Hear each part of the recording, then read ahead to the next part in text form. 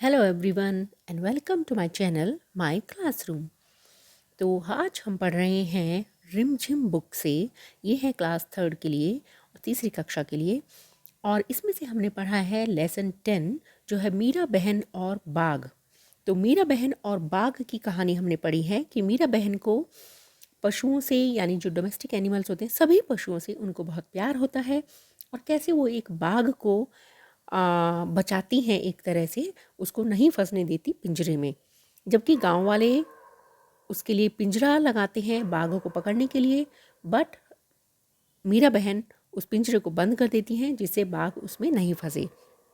तो चलिए हम करते हैं इसके कुछ क्वेश्चन आंसर। कुछ इसके हम करेंगे कुछ एक्सरसाइज जो लेसन के पीछे दी हुई है। तो हमारी सबसे पहली एक्सरसाइज है पाठ से आगे, यानी चलिए देखते हैं कि ये क्या है। ये कुछ हमें चित्र यहाँ पर दिखाई देते हैं। ये सभी चित्र किसी एक व्यक्ति से जुड़े हैं, पता करो कौन है। तो यहाँ पर बच्चों आपको पता होना चाहिए, जबकि ये हमारे लेसन से ही जुड़ा हुआ है। हमारे लेसन में है कि मीरा बहन वो इंग्लैंड में जन्म हुआ था उनका और फिर वो भारत आ जाती हैं। यहाँ पर आकर वो किस एक महान हस्ती से मिलती हैं और ये सभी चित्र उसी हस्ती से रिलेटेड हैं, उसी हमारी एक बहुत ही महान आदमी भारत के जिन्होंने हमें हमारे देश को आज़ादी दिलवाने में हेल्प किया, आज़ादी दिलवाई।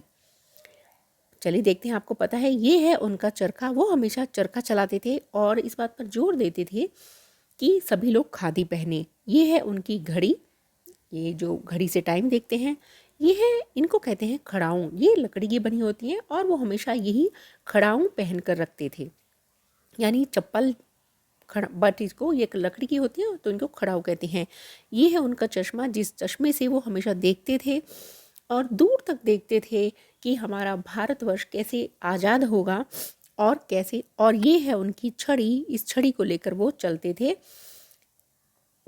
ये सभी चीज़ें उनसे ही हैं। और ये है एक 3 बंदरों की कहानी, नॉट कहानी बट ये 3 बंदरों का, ये भी हम उस महान आदमी से जोड़ा जाता है। ये देखिए इसमें 3 बंदर हैं, एक ने आंखें बंद की हुई हैं, एक ने कान और एक ने मुंह बंद किया हुआ है।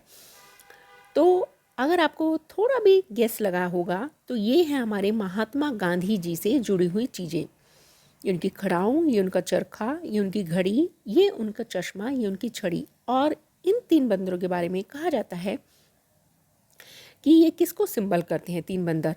ये जिसने आंखें बंद की हुई हैं ये कहते हैं कि बुरा मत देखो, कभी भी किसी का भी कुछ बुरा हो रहा है तो वो मत देखो। दूसरा है बुरा मत सुनो, किसी के बारे में भी अगर कोई तुम्हें बुरा बताता है तो उसको मत सुनो, अपने कान बंद कर लो। और बुरा मत बोलो, और किसी के लिए भी बुरा मत बोलो। मतलब कि ना तुम बुरा देखो, ना सुनो और ना बोलो, तब तुम एक अच्छे इंसान बन जाओगे। तो नेक्स्ट है कौन क्या है। यहाँ पर लिखा है देखिए, बाघ, गाय, बकरी, हाथी और हिरण जानवर हैं। मतलब ये सब एक जैसे कहते हैं कि ये किस श्रेणी में आते हैं, मतलब इन सबको ये सभी एक किस कैटेगरी में हैं। तो जैसे अगर हम बोलें बाघ, गाय, बकरी, हाथी, तो ये सब जानवर होते हैं। ठीक है, तो ऐसे ही हमें इनमें से देखना है कि ये क्या चीज़ें हैं। ये कुछ सभी वर्ड्स एक एक कैटेगरी को, एक एक श्रेणी को बिलोंग करते हैं। अगरतला, अल्मोड़ा, रायपुर, कोच्चि, वडोदरा, ये क्या है? शहर। ये सभी एक शहर के नाम हैं। यहाँ पर हम लिख सकते हैं शहर। जलेबी, लड्डू, मैसूर पाक, कलाकंद, पेड़ा, ये क्या है? ये है मिठाई। मिठाई, ये सभी मिठाइयाँ हैं। नर्मदा, कावेरी, सतलुज, ब्रह्मपुत्र, यमुना, ये सभी क्या हैं? नदियाँ हैं। ये सभी नदियों के नाम हैं। बरगद, नारियल, पीपल, चीड़, नीम, ये सभी अलग अलग पेड़ हैं। तो ये क्या है? अलग अलग पेड़ों के नाम हैं। गेहूँ, बाजरा, चावल, रागी, मक्का, ये सभी अनाज हैं, अलग अलग तरह के अनाज हैं। कुर्ता, साड़ी, फिरन, लहंगा, कमीज, ये सब क्या है? वेशभूषा। तो इसको आप लिख सकते हैं अलग से, वेशभूषा।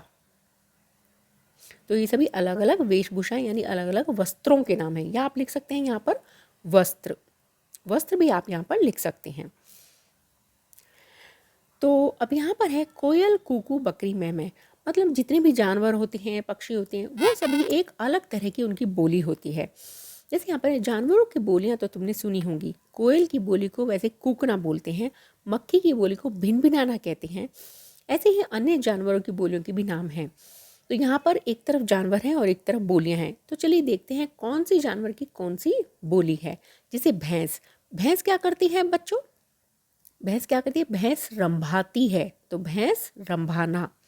अभी घोड़ा, घोड़ा क्या करता है? घोड़ा हिन हिनाना, जैसे करते हैं ना हे, घोड़ा हिन हिनाना।